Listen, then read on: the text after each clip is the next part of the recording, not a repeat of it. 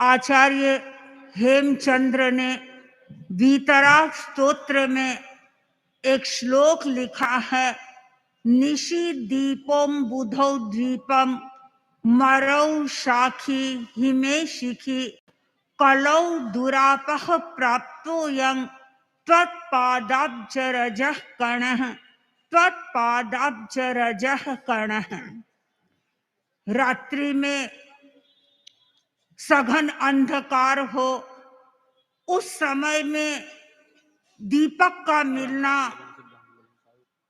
दुर्लभ होता है, किंतु असंभव नहीं। समुद्र में व्यक्ति यात्रा कर रहा है, उसे द्वीप मिले, यह दुर्लभ तो हो सकता है किंतु असंभव नहीं। एक व्यक्ति मरुस्थल की यात्रा कर रहा है, मरुस्थल की यात्रा में उसे वृक्ष मिले, यह असंभव नहीं हो सकता, दुर्लभ भले ही हो सकता है। और एक व्यक्ति सर्दी का अनुभव कर रहा है और सर्दी के समय में उसे अग्नि मिले, दुर्लभ तो हो सकती है किंतु असंभव नहीं। इस संदर्भ में हम अपने जीवन की प्रलंब यात्रा को देखते हैं और प्रलंब यात्रा में हम ये अनुभव करते हैं कि गुरु की जो सन्निधि है वह मिलना दुर्लभ तो हो सकता है किंतु अशक्य नहीं।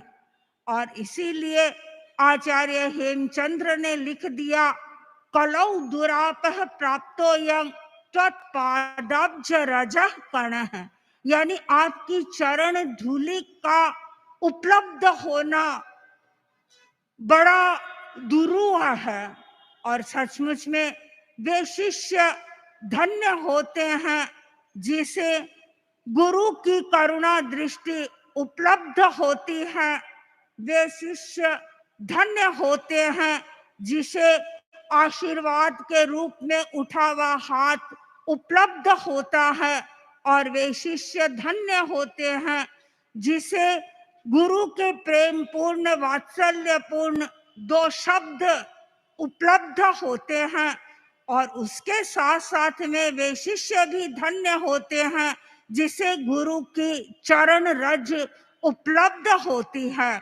प्राचीन काल में गुरु के चरण रज को बहुत अधिक मूल्य दिया जाता था।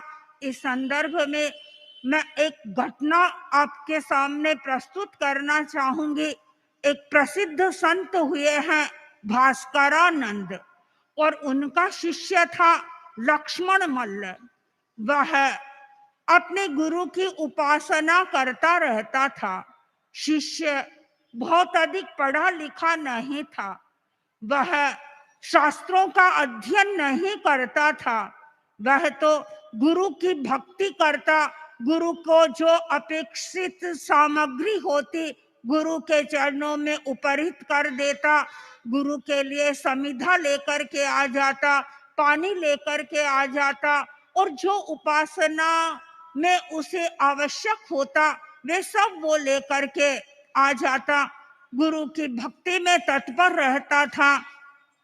कभी कभी उसे ऐसा अनुभव होता कि गुरु को वो साक्षात अनुभव करते थे और इससे आगे भक्ति में गुरु के चरण जहां टिकते वहां से गुरु की चरण रज को भी वह इकट्ठा कर लेता और इकट्ठा करते करते एक डिबिया भर ली। डिबिया भर करके जो उसका पूजा स्थल था उस पूजा स्थल पर उस डिबिया को रख दिया। हमेशा पूजा घर में जाता, अपने गुरु की पूजा करता और पूजा करके उस डिबिया में जो रेत थी उस चरण रज को अपने माथे पर लगाता और आनंद की अनुभूति करता। और यह उसका प्रतिदिन का क्रम बन गया था, गुरु के चरण धूलि को अपने शीश पर लगाने का। और एक दिन अकस्मात उसे ऐसा लगा, जैसे ही चरण धूलि उसने अपने सिर पर लगाई, उसे प्रकाश का अनुभव हुआ और उसे अलौकिक आनंद की अनुभूति हुई। वह अपने गुरु के पास में गया और जाकर के निवेदन किया, गुरुदेव, आज तो मैं प्रकाश देख रहा हूँ, मुझे प्रकाश की अनुभूति हो रही है, मुझे आनंद की अनुभूति हो रही है, मुझे ऐसा लग रहा है कि मुझे यहाँ प्रकाश दिखाई दे रहा है। गुरु तो ज्ञानी थे, योग के मर्मज्ञ थे, और गुरु ने शिष्य को कहा, ऐसा प्रतीत होता है कि तुम्हारा आज्ञा चक्र खुल गया है और अब तुम जो भी देखना चाहोगे, सारी चीजें तुम्हारे आंखों के सामने रहेगी। तुम किसी व्यक्ति को देखना चाहो, उसे भी देख सकते हो, किसी वस्तु को देखना चाहो, वह भी देख सकते हो। शिष्य ने कहा, गुरुदेव, न मैं किसी व्यक्ति को देखना चाहता हूँ, न मैं किसी वस्तु को देखना चाहता हूँ, मैं तो सिर्फ आपकी मूर्त को ही देखना चाहता हूँ, आपको ही देखना चाहता हूँ, और मैं अपने भीतर में आपका ही अनुभव करना चाहता हूँ। और जो व्यक्ति अपने गुरु की मूर्ति को अपने आज्ञा केंद्र पर देखता है, दर्शन केंद्र पर देखता है, सचमुच में उस प्रकाश की उपलब्धि होती है, उस व्यक्ति को आनंद की अनुभूति होती है।